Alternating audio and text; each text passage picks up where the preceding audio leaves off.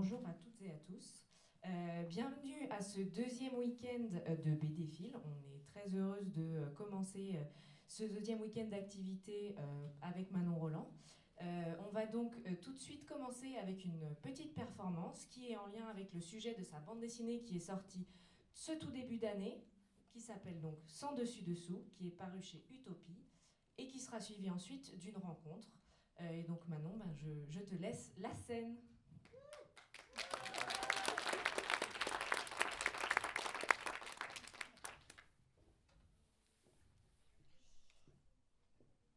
Salut! Alors moi c'est Manon Roland, c'est ma voix, mais c'est ma voix enregistrée parce que je pensais pas que j'allais réussir à dessiner et parler en même temps. Alors bon, pour les interactions ça va être un peu compliqué, mais après tout on parlera ensemble après avec Camille et Océane et puis ce sera super, hein. Puis ben même chose pour les présentations, enfin j'imagine, j'espère qu'elles ont été faites. Bah, sinon, tant pis, hein, je serai Manon, l'autrice mystère avec la voix préenregistrée. Bon, revenons au pourquoi de notre présence ici. Donc, je tiens à vous souhaiter la bienvenue à cette conférence spectacle dessiné à contenu hautement scientifique, dont le titre est Les règles, la fin d'un tabou. Donc, si on se concentre sur le titre, j'en déduis qu'on va parler de menstruation et du fait que c'est mal vu d'en parler, mais que ça fait partie du passé, mais pas encore sûr, à cause du point d'interrogation. Bon, on verra bien où ça nous mène. Mais on va déjà commencer par le commencement. Qu'est-ce que les règles? Oui, alors, euh, bon, donc déjà, pour éviter ce genre de blague débile, on préférera le terme menstruation. Et je préfère pas non plus utiliser le terme ragnagna parce que c'est infantilisant, un peu péjoratif. Et pour citer Camus, mal nommer les choses, c'est ajouter au malheur du monde. Bref, les menstruations, disais-je. Les menstruations sont un phénomène biologique qui apparaît chez certains mammifères, en particulier chez l'humain. Ok, voilà. Mais pour que ce phénomène se produise, il faut un set d'organes génitaux, composé d'un utérus, d'un vagin, de trompe de Fallope et de verre. Il faut aussi des hormones et un cerveau. Ok, alors ça c'est la base. Après, il y a toute une histoire d'une hormone qui augmente au début de cycle. Ça déclenche le développement d'une couche composée de plein de trucs sur l'intérieur de la paroi utérine. À un moment, il y a un ovule qui est libéré dans des ovaires, qui se balade dans la trompe de Fallope, et s'il ne rencontre aucun spermatozoïde qui traînerait dans le coin ou qui ferait son apparition dans les prochaines 24 heures, nous vous lâche l'hormone, l'ovule se détériore et on évacue le tout.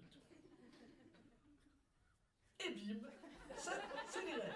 Enfin, les menstruations. Ensuite, ça recommence environ tous les 28 jours, c'est pourquoi on parle de cycle menstruel. Oh, t'es lourde. Les règles, c'est pas toute la vie. Avant la puberté, on n'a pas de menstruation. Et après la ménopause, on n'a plus de menstruation.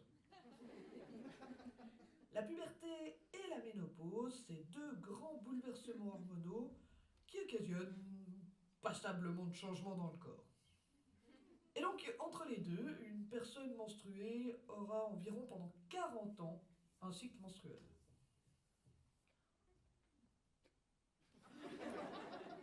Lors des menstruations, on perd l'équivalent d'une tasse à espresso.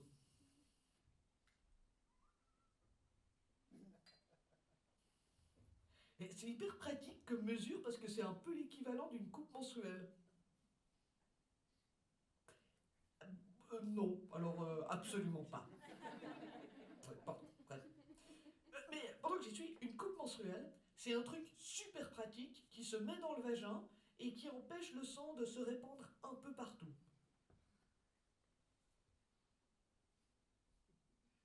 Par exemple, sur ta chaise de bureau, tes draps de lit, ton pantalon, et les personnes avec des idées moisies.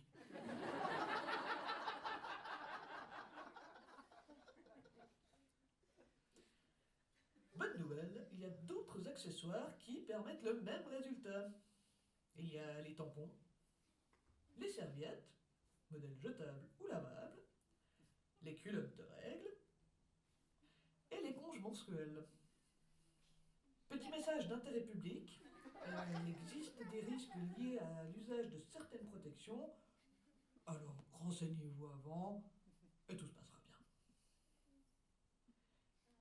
Et en fait surtout, j'aimerais préciser quelque chose, parce que c'est pas grave s'il y a des fuites, s'il y a du sang, s'il y a des taches, tout ça. Parce que déjà, en fait, ça se nettoie très bien quand on sait s'y prendre. Et puis en fait, c'est un liquide vachement plus propre que la bave, par exemple. Voilà. Mais ce truc de la tâche, que soyons honnêtes, ado, toute personne menstruée a flippé que ça se voit. Bah, peut-être là qu'on commence à toucher un peu au truc du tabou. En fait, le problème, c'est pas qu'il y ait des règles ou que ça se voit ou que ça tâche, le problème là, c'est que c'est juste la société qui a décidé que c'était dégueulasse, qu'il ne fallait jamais que ça se voit ou que ça se sache. Au secours, horreur, panique. Et en fait, ça, c'est dans beaucoup de cultures et d'époques différentes. Alors que bon, quand même, tous les mois, c'est un quart de la population, environ, la population mondiale, que ça touche. Et que bon, bah, sans cycle menstruel, on ne peut pas créer d'autres petits êtres humains. Et puis bon, de manière générale, c'est pas un truc nouveau et incompréhensible, quoi. Bah, c'est peut-être le moment du coup, d'aborder notre deuxième thème. Qu'est-ce qu'un tabou? Non, un tabou avec un B comme Brel. Hein? Ok. Mhm. Ouais. Bon, là, on n'est plus dans une société où la religion est aussi prépondérante, donc. Bah, donc on est une société primitive, enfin, ça expliquerait des choses. Ah, ok. Interdiction de la société. Purée, c'est incompréhensible. Il n'y a pas de loi qui interdise qu'on parle des règles, on est d'accord. Non? Franchement, on dirait que c'est juste pour emmerder les personnes sexisées, quoi. Bon, d'ailleurs, euh, petit truc rigolo, enfin, pour éviter d'utiliser les termes scientifiques exacts comme menstruation, règles, on a inventé plein d'expressions pour en parler sans trop que ça se sache. Alors ce que je vais faire, c'est que je vais dessiner trois de ces expressions. Pour pimenter un peu le tout, j'en ai choisi deux en français et une en allemand. Voilà. Euh, et donc, pendant que je dessine, n'hésitez pas à crier les réponses si vous les savez. Et puis à la fin, je vous la donnerai et puis tout le monde sera content. Hein. Tout va bien se passer. Et pour cela, peut-être que je pense que c'est bien que je retrouve ma vraie voix. Et donc, faut arrêter la bande-son là. Oh. Arrête, stop! Ouais, stop! Bonjour! Voilà. On va y aller un peu comme ça. Je vais dessiner. Dès que vous avez une idée, vous hurlez. On va pas. Voilà, et puis la première personne qui a la réponse, on va dire qu'elle gagne le dessin si ça lui plaît, puis si ça lui plaît pas, bah tant pis. Et comme je vous vois pas du tout parce que j'ai deux énormes spots dans la gueule, bah vous êtes honnête et puis vous. Voilà. Donc, on commence tout de suite.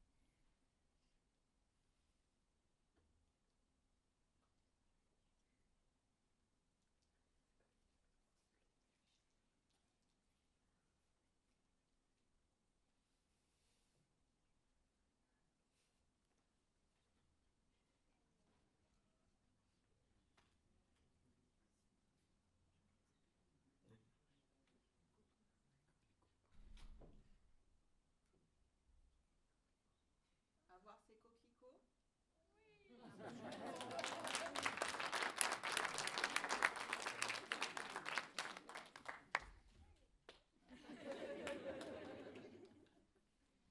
Magnifique. Donc, la personne qui a répondu juste peut venir après chercher son dessin. Allez, suivant.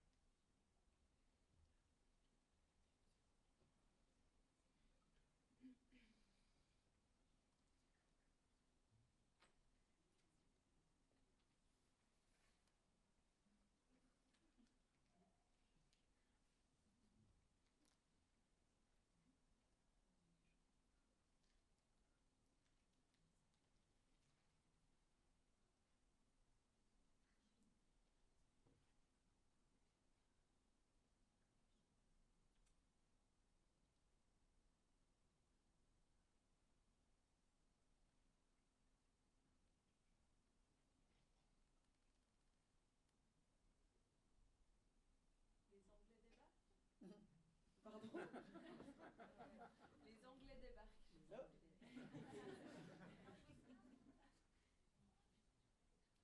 Celle-là, c'est celle en allemand.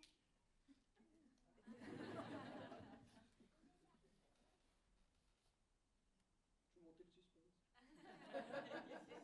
Il n'y a aucun élément pour le moment.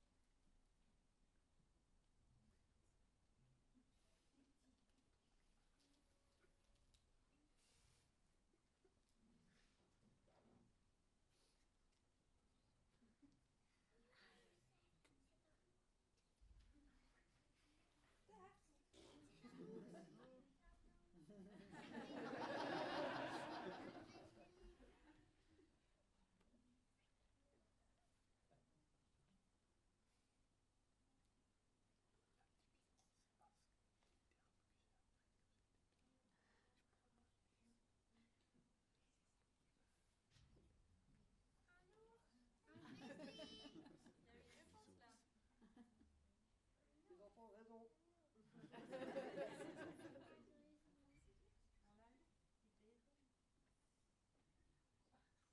mais les enfants, t'as raison. Les enfants ont gagné.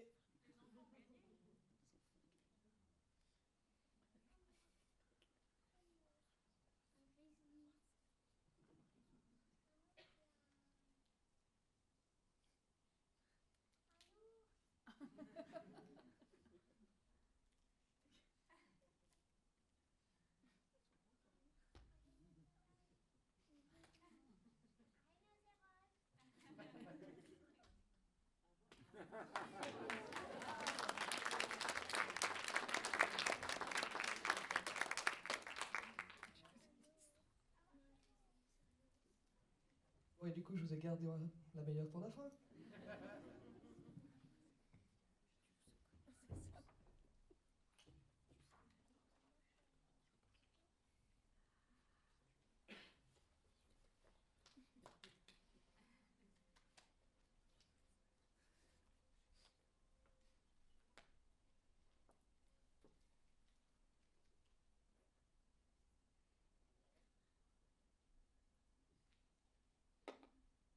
J'accepterais hein, si vous la dites en français. Mais plus de points si c'est avec un bel accent allemand.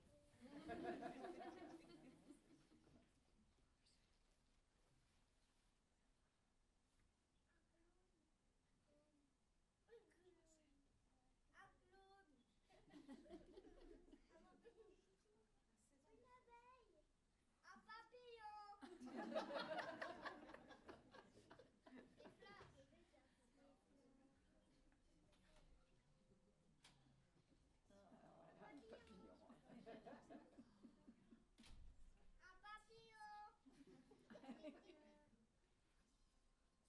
Avoir les fraises.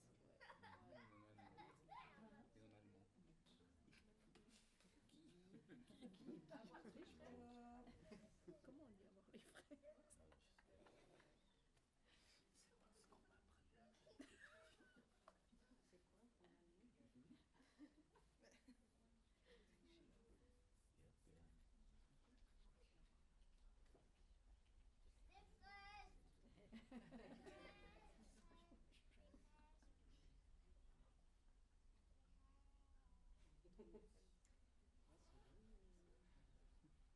allemand?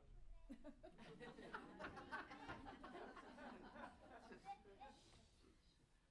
Non, mais de toute façon, je vais faire mon destin. Hein. C'est le temps des fraises. J'y arriverai. Je vois une lueur de téléphone portable, hein, ça joue pas. C'est des rhododendrons. Oui, mais sinon, c'est mal les prêtres que ça.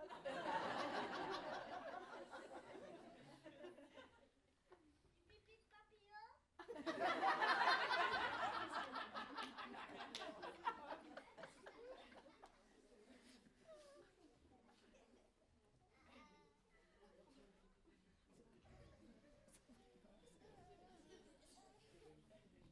qui a mangé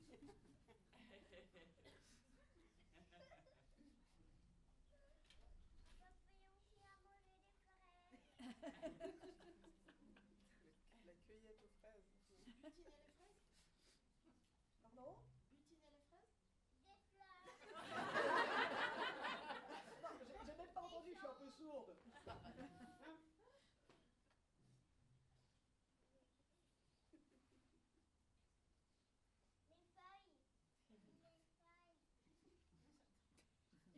Être aux fraises ou un truc, tu vois.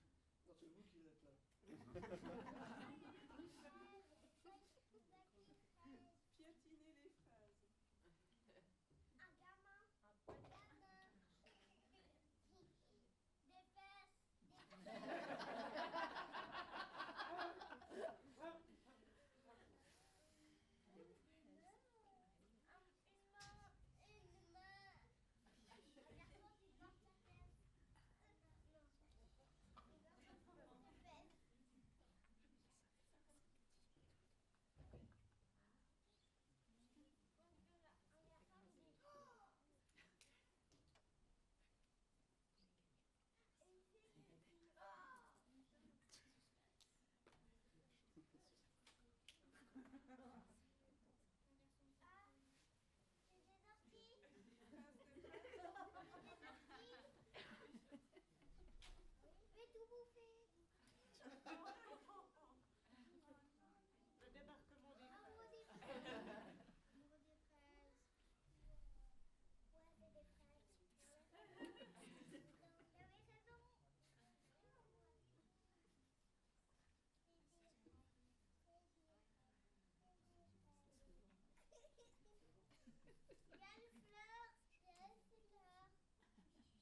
suis un peu déçue quand même. Voilà. Saison des fraises. Presque.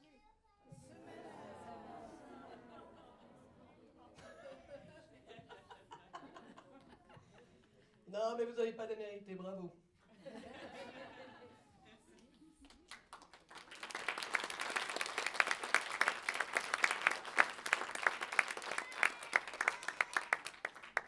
Et ben voilà, comme ce moment d'interaction est terminé, je propose qu'on relance la bande son.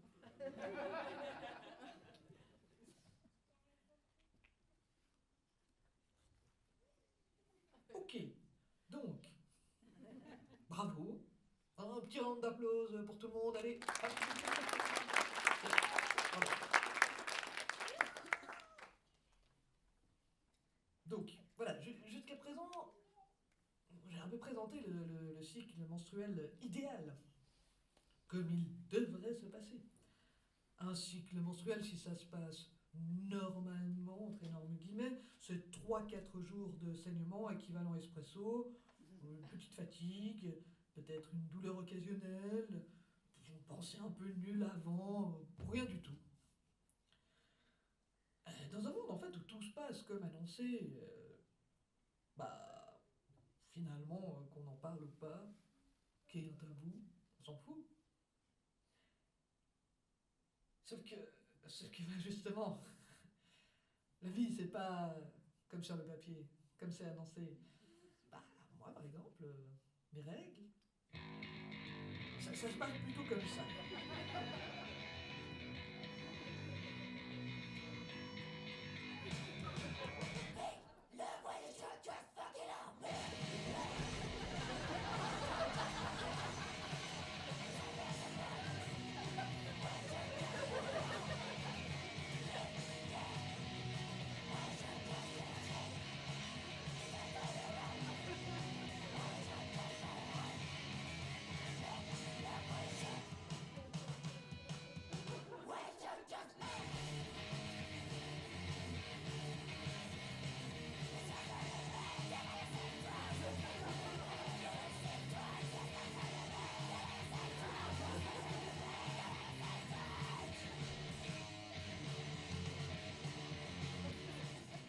Et je suis pas la seule.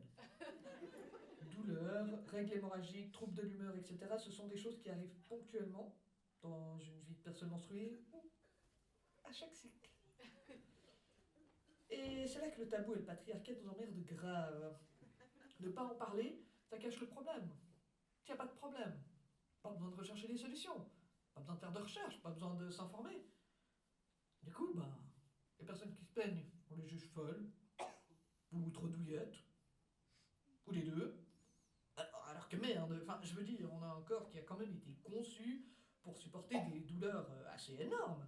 Enfin, je veux dire, sortir un machin de 5 kilos qui va écarter tes os, déchirer tes muscles et ta peau, c'est pas exactement une partie de plaisir. Enfin, oui, je parlais de l'accouchement, hein, si jamais. Si on dit qu'on a mal, bah, croyez-nous, merde. En fait, les conséquences d'un tabou, c'est une mauvaise santé mentale, une mauvaise santé physique avec des risques de mort dans tous les cas. Donc non, j'en ai rien à foutre que ça se fasse pas, ou que ce soit berk. On va parler des règles et basta. Oh, ça va. Voilà, c'est fini.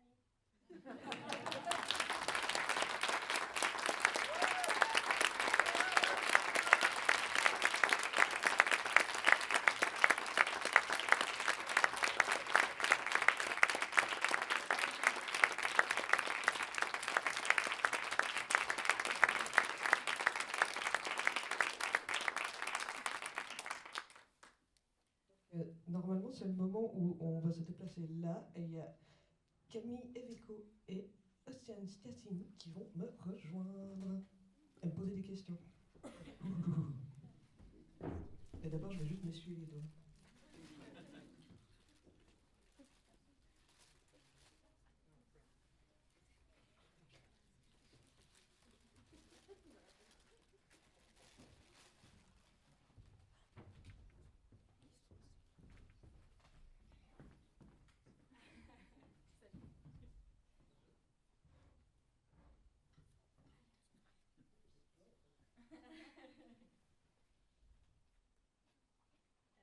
Ça marche? Ouais, super. Bonjour. On va peut-être rapidement se présenter. Donc moi, je m'appelle Camille et voici Océane. On fait partie d'une association qui s'appelle le Plan Méduse, où on a travaillé pendant 2 ans avec Manon en tant qu'illustratrice. On a créé un agenda pour rendre accessible le savoir sur les règles, et c'est la vocation de l'association. Et c'est aussi la vocation de ton art dans son entier. T'as pas trop eu l'occasion de te présenter avant, donc tu es illustratrice, tu travailles sur les règles depuis très longtemps, entre autres avec son compte Instagram qu'on vous encourage toutes et tous à aller voir, qui s'appelle Art Monstruel. Mais en fait, tu travailles sur les règles depuis très longtemps, tu as fait plusieurs expositions, un accrochage à Lausanne, une exposition à la Chaux-de-Fonds, dont tes œuvres sont ici. Et voilà, Manon, est-ce que... Y a-t-il des géants dans la salle? Est-ce que ça va? Oui, un peu moins stressé qu'avant. En tout cas, merci infiniment pour ta présentation, ta conférence. C'était vraiment super. Je crois que tout le monde a beaucoup rigolé. Tu veux y aller? Ça marche, oui, ça marche. Bah, du coup, on peut rentrer dans le sujet. Et du coup, notre première question, c'est comment tu as réfléchi cette performance que tu viens de nous présenter? Alors, tout a commencé à 11 ans quand j'ai... Non. En fait, il y a BDphil qui m'a invité, qui m'a dit tu vas faire une conférence, enfin plutôt une conférence, je vais parler avec des gens, comment ça se passe et tout. Puis, je sais pas, ça avait l'air compliqué, il fallait organiser des choses. Puis ils font ouais, mais tu fais ce que tu veux en vrai. Bon, du coup, j'ai dit je peux faire du karaoké, je peux mettre des paillettes. Ils m'ont dit oui. J'ai pas réussi à caser le karaoké, en même temps, j'ai vraiment pas trouvé de chansons adéquates. Sauf que vous noterez quand même que le groupe du petit moment de musique qu'il y avait s'appelle Dismenol, c'est un groupe de personnes menstruées du coup. Et qui s'appelle Dismenol, et pour les personnes qui ne sont pas au courant de Dismenol, c'est un antidouleur spécifique pour les douleurs de règles. Voilà, c'était au moins ça. Et voilà, puis après je me suis amusée, puis je suis partie du titre de la conférence. Vu qu'à la base c'était censé être vraiment aussi une discussion avec quelqu'un qui n'a pas pu venir. Donc je suis partie du titre de la conférence et puis je me suis dit, j'ai un peu pensé aussi un peu comme préambule à ma BD, vu que j'explique pas vraiment ce que c'est les règles dans ma BD. Je me suis dit, mais faisons une conférence scientifique pour que les gens apprennent des choses. Très scientifique. Donc la BD, elle est ici. Vous pourrez la consulter après si ça vous intéresse. C'est vrai que je ne l'ai pas annoncé. En fait, tu viens de sortir cette BD.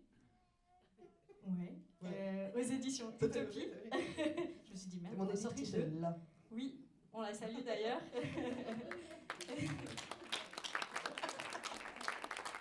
Donc dans une petite maison lausannoise qui s'appelle Utopie et qui fait entre autres de la BD. Et voilà, ton livre est accessible partout et elle sera en dédicace plus tard dans la journée. Je vous encourage à y aller voir, elle fait des super dessins.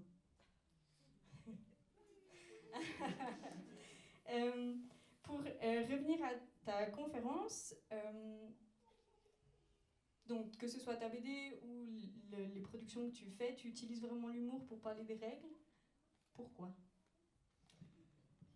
Parce que en fait, mes règles, ça a toujours été assez nul, voire plus que nul, et que à un moment c'est tous les mois, ça revient tout le temps, c'est un peu pesant, déprimant, fatigant.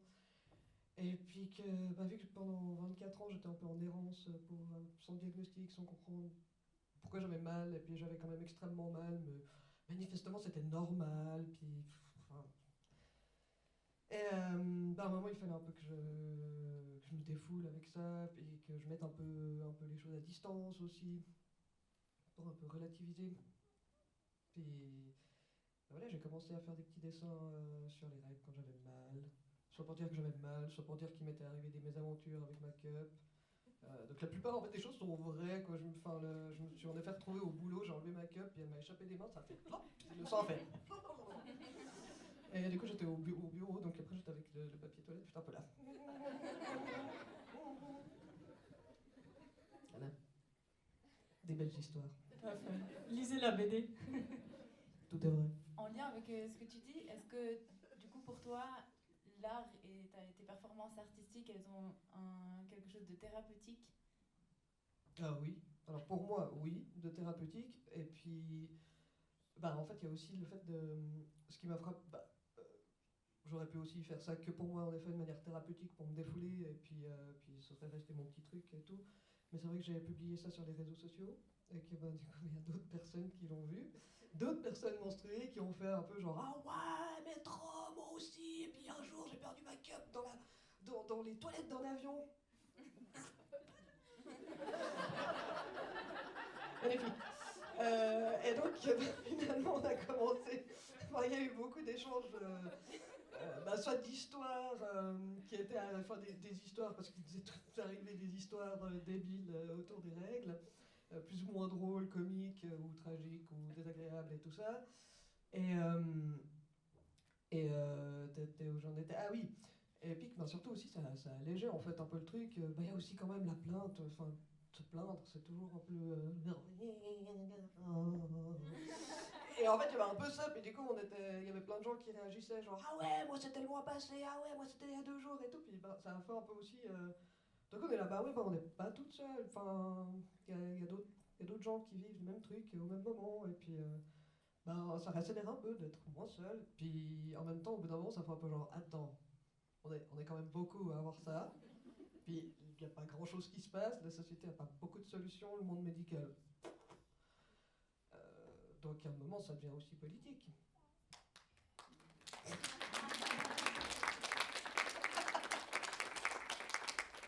En lien avec cette réponse et un peu tout ce dont on a discuté jusqu'à maintenant, donc tu es sur Instagram, là tu as proposé une performance, la BD.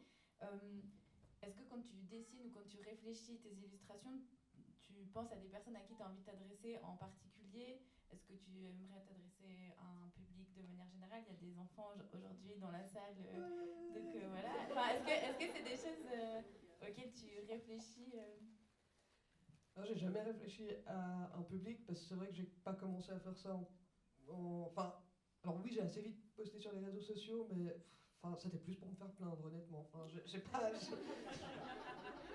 j'ai pas réfléchi vraiment en termes de public, de gens de qui je voulais me faire plaindre. Oui, mes amis qui ont suivi sur les réseaux sociaux, mais bon, au-delà de ça, pas trop. Mais en vrai, enfin, après, moi, je suis toujours attentive à ce que les choses elles soient accessibles, claires. Enfin, moi, je trouve qu'on peut passer des idées très compliquées, des concepts complexes de manière simple. Et pour moi, c'est vraiment important que ce soit accessible à tout le monde.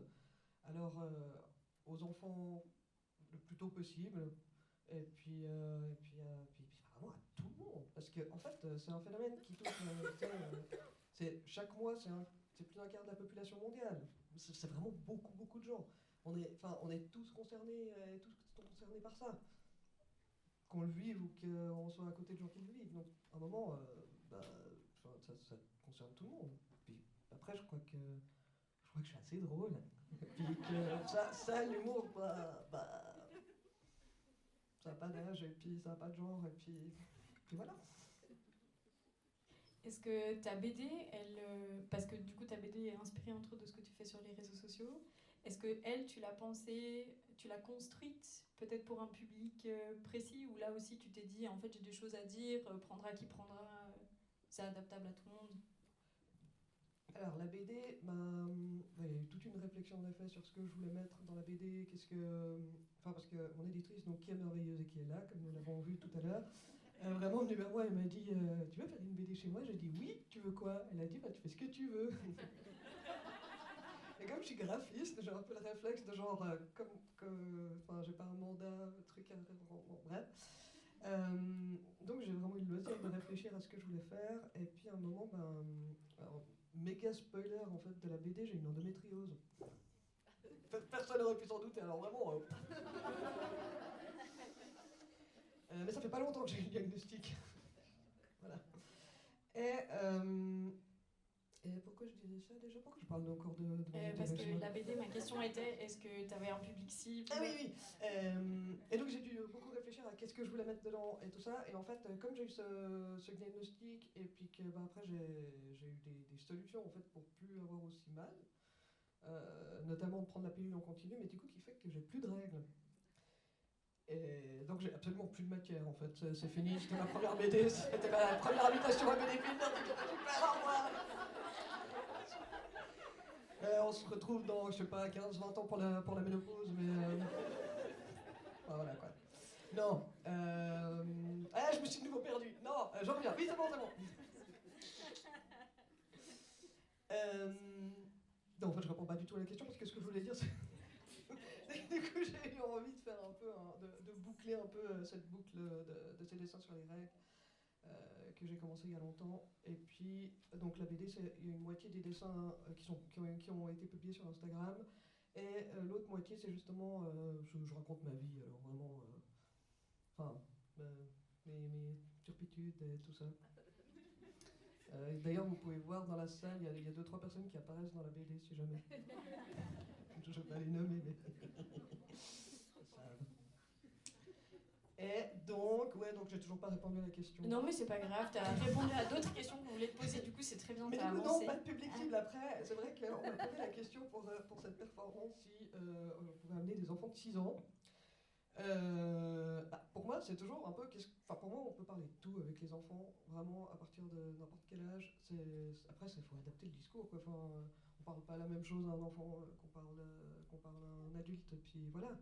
Mais il n'y a rien qui est censé être tabou et puis dont on ne doit pas parler, donc... Ils ont trouvé les ours. Pardon, ils ont... en plus, ouais, non mais en plus, ils sont plus malins que vous. Fais gaffe, ils vont plus vouloir acheter ta BD après. Pardon, vous étiez super, je vous aime. De toute façon, la moitié des gens, je les connais, ils l'ont déjà.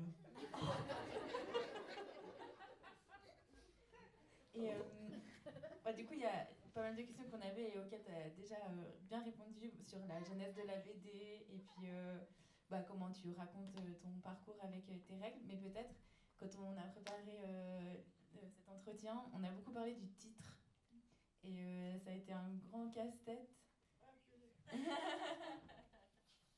mais j'ai pas le petit carnet. Non, mais t'as quelques... Tu t'en souviens pas?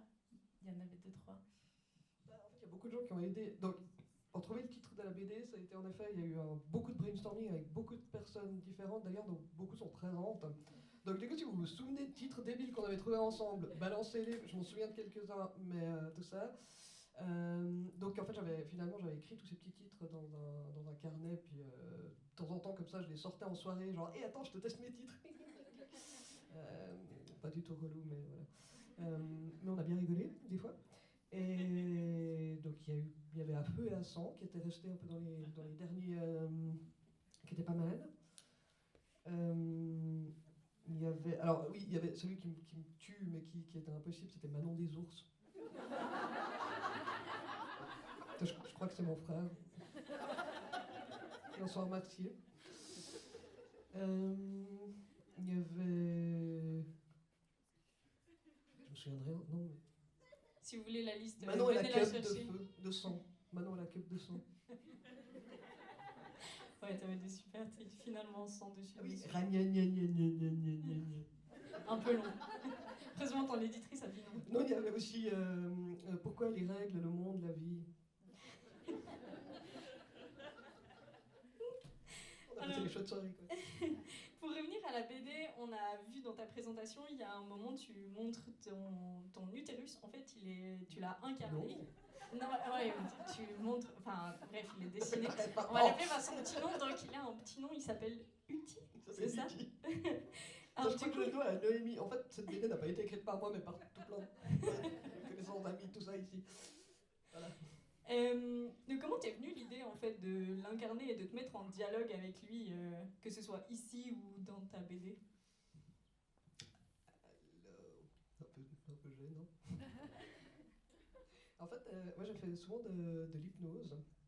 Et puis, dans les trans, en hypnose, généralement je me retrouve toujours à discuter avec mes organes, quoi. Enfin, où je les vois transfigurés avec des couleurs couleurs incroyables, des paillettes. J'ai aussi un petit problème de côlon spastique, donc le nombre de fois où j'ai vu mon côlon, mais genre brillant, irisé, baigné, limbé de lumière, des trucs incroyables.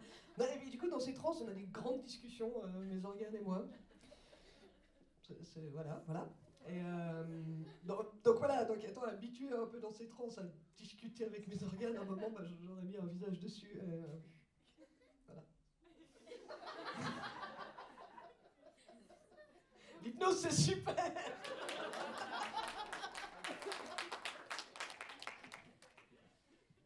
Eh ben, merci en tout cas pour cet échange. Petite dernière question pour clôturer. Pour l'avenir, du coup, qu'est-ce qu'on te souhaite? Alors, toujours plus de règles. Ah mince, c'était la question que je devais dire si je voulais pas y répondre, parce que j'avais pas réfléchi. Désolée, tu nous as rien dit, on l'a mise quand même. Non, mais j'ai plein d'envie. J'aimerais bien refaire une BD parce que c'était vraiment chouette. Oula, je crois que t'as déjà une auditrice. Mais attends 2 secondes, hein, ça prend un peu de temps quand même. Et non, puis de continuer de faire des choses comme ça. Puis moi, j'aime faire des spectacles perfo. La prochaine fois, je mettrai du karaoké, je promis. Non, mais tout ça. Bah tant mieux alors, on attend ta prochaine BD. Tu parleras pas de règles du coup, tu parleras d'autre chose, t'attends de réfléchir. Puis on te souhaite aussi de continuer à brûler le patriarcat. Merci à tout le monde. Et moi je du coup, Manon est en dédicace Oui. après, 13h30. là-bas. 13h? Non, 13h30. Regardez le programme. 13h30. Nous, on a oublié de noter parce qu'on est nuls. Du coup, elle sera en dédicace. Allez acheter la BD. Elle est Puis super. demain aussi. Et demain. Et je voulais du coup remercier BDFil pour l'invitation. Camille aussi pour vos questions pertinentes. Très bien. Et Yvan qui a fait toute la technique. Merci Merci beaucoup. infiniment. Merci. Et bonne suite au festival.